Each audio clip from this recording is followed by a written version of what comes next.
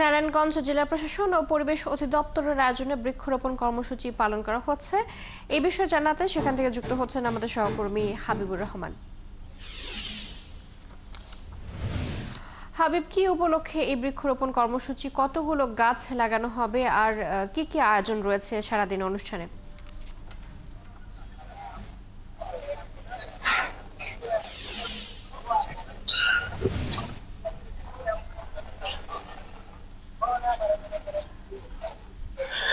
চৈতি, বিশ্ব পরিবেশ দিবস আজকে যদিও 5ই জুন ছিল, কিন্তু সরকারি বন্ধ থাকার কারণে আজকে উদযাপন করা হচ্ছে।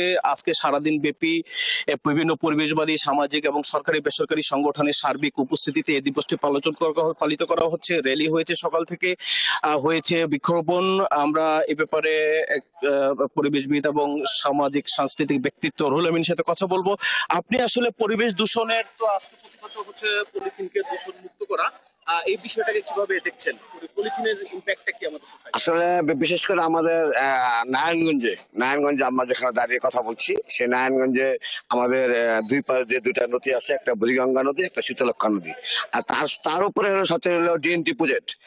এই প্রজেক্টের একটা ড্রেনের উপর দিয়ে আমাদের পানিটা নদীতে ফেরত হয়। কিন্তু এই পলিথিনের কারণে যেমন দুটোই নদীর এই দূষণ হচ্ছে, এবং এই পানি নিষ্কাশন ব্যবস্থার বাধাগ্রস্ত করার জন্য সবচেয়ে প্রথম এই পলিথিন দেয়।